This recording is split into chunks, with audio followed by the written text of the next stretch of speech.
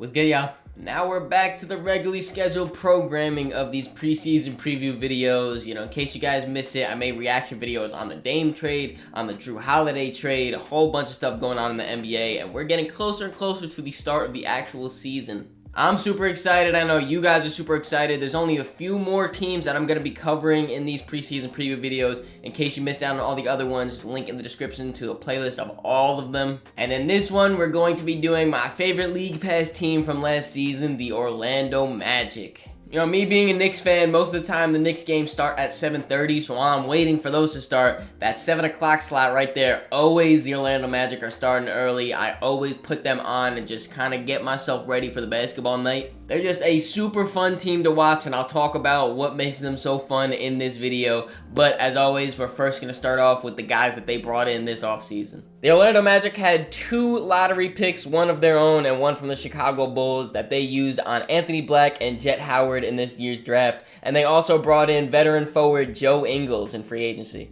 The Orlando Magic must just love bringing in young talent because they just keep doing it year in, year out. Just keep bringing in 2 more lottery picks added into this roster. When you look at Anthony Black, the higher of the 2 draft picks, I believe number 6, if I'm remembering correctly, he is coming into a very crowded backcourt in Orlando. They already have Markelle Fultz. They already got Cole Anthony, Gary Harris, Jalen Suggs. He's going to be added in now as that 5th guard in that rotation. I do think he has the ability to stand out of that crowded backcourt, though. First off is his size. Coming in at 6'7" at the guard position is incredible. That also can allow them to maybe run some 3-guard lineups where he's running more of a forward position and just kind of like a point forward. Also, along with that size, he brings some defense as well, which comes in and brings another fold into this Orlando Magic team because neither of their point guards, Markelle Fultz or Cole Anthony, are really stellar defenders. Anthony Black has the potential to come in and be a very, very good above average defender. And then arguably the most important quality to have at that guard position is the ability to, be a good playmaker, or at least an above average playmaker. He is a pass first guy. He might actually struggle to score in the NBA, but, playmaking wise, he should be able to translate that very easily. My favorite archetype of player is a defender and a playmaker, and that's exactly what Anthony Black is. I've mentioned before how I liked him. I mentioned, I think in the Summer League, how he was on my must-watch list. I'm a really big Anthony Black fan, and I'm hoping he can stand out in this crowded backcourt. Then when it comes to Jet Howard, I also really do like him and what he could potentially bring to this team. He was a super high volume 3-point shooter last season in Michigan. The percentage isn't, 40% or anything like that. I think it was 36. But still, when he shoots that high of a volume, he's, you expect that to translate. And I'm not saying he's going to come in and shoot 40% from the field, but there's not many great shooters on this team. So him coming in, and if he can shoot, 36, 37%, space that floor for Franz, space the floor for Paolo, that could be really, really impactful. And then last but not least, of course, Jinglin' Joe, who they signed in free agency, got a big old bag, I think like $11 million or something like that. So shout out to Joe Ingles. He kind of comes in and just brings some more forward depth for them. He can play, and if he is playing, he's going to be a great shooter for you, great playmaker for you, and kind of like a point forward type of role. And then at the bare minimum, in case he does not play, he is just a great vet and leadership type of guy in that locker room, teaching these young players how to be an NBA player and how to, win games. And since this Orlando team is so young, a lot of their players are already under contract, so they really didn't lose too many players this offseason either. The only player that really made a big impact last season for the Magic that they didn't bring back was Bol Bol. Of course, he has signed with the Phoenix Suns. And if you could say the only player you lost in the offseason was Bol Bol, I'd say you had a pretty good offseason. I don't mean that in a disrespectful way to Bol Bol either. He was really good for this team in spurts last season. I know in the beginning he had that long stretch where he was starting games and just letting the league on fire. And he was really good for that. It's just the fact that they have so much talent already that I'm fine with them letting go of Bol Bol. They're going to have to consolidate at some point. They're going to have to trade a player away or do whatever, let guys go in order to just kind of solidify their core. They're going to have to do that. Bol Bol, unfortunately, was not a part of their core. The one area where I think they'll miss Bol Bol the most, though, is he was their leading shot blocker last season, which is kind of funny because Bol Bol is not known to be a defender. He's kind of hit or miss on the defensive side of the ball if he wants to show effort or if he doesn't. Nonetheless, though, he did still lead them in blocks last season, and as we'll mention later on, they don't really have another shot blocker on this roster. We went over who they brought in, we went over who they lost. As you guys know, it is now time to look at the potential rotation for this Magic team. When I make these potential rotations, I try to at least narrow it down to 9 or 10 guys. On this roster, though, there's so much talent, I had to include 11. In the starting lineup, we got Markelle Fultz, Gary Harris, Franz Wagner, Paolo Banchero, and Wendell Carter Jr. Then off the bench, we have 3 guards and 3 front court players: Cole Anthony, Anthony Black, Jalen Suggs,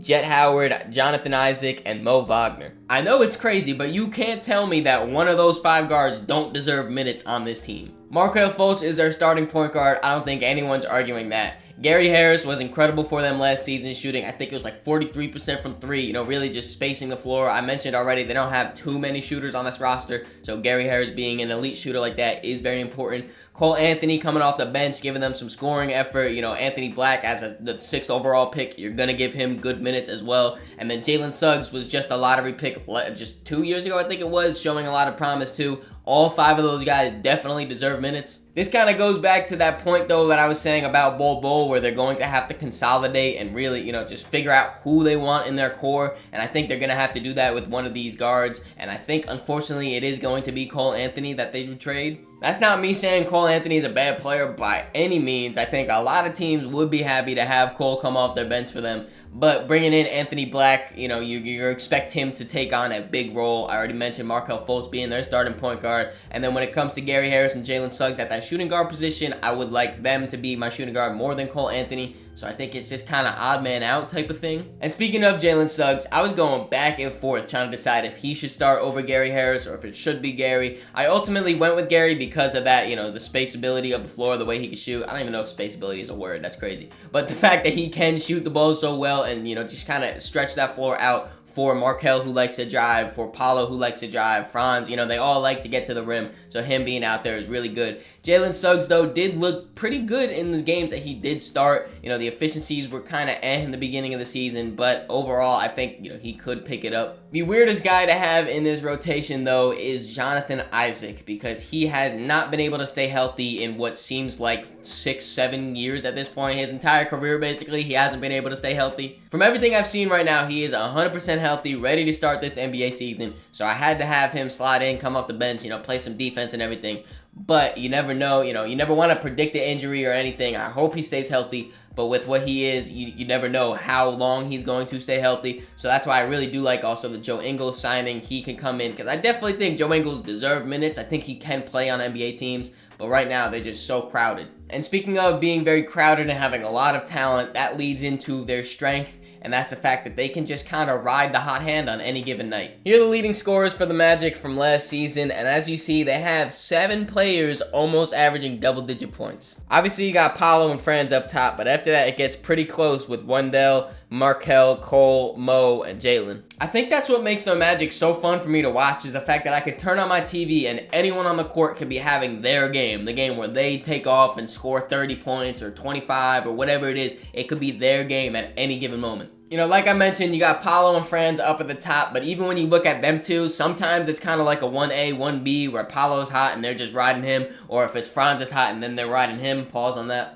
Then after that, you really have no idea what it's going to be. Wendell could be having a game. Markelle Fultz could have a game. Cole Anthony off their bench can give you a triple-double. You know, they have rookies coming in now. Like I said, Jet Howard is an incredible three-point shooter. He can come in and maybe have a game where he hits 5 or 6, 7 threes at a time and just have a game. Anthony Black isn't the best scorer, as I mentioned, but he has the ability to take over the game on the defensive side of the ball or with his playmaking or whatever and just kind of feed the hot hand open like that. I do think that this season Paolo is going to be taking a step and maybe, you know, solidify himself truly as that number 1, so maybe it won't be so much of a 1A, 1B between him and Franz, but still, after that, anyone could be giving you buckets on this team, respectfully. While they're giving every other team buckets, though, they do have the potential to be getting buckets given right back onto them, and that's because they have no real rim protector on this roster. As you would expect, Wendell Carter, their starting center, is at the top of the list. Unfortunately, he only averages 0.6 blocks per game. And then if you look all the way down low, you have their backup center, Mo Wagner, at 0.2.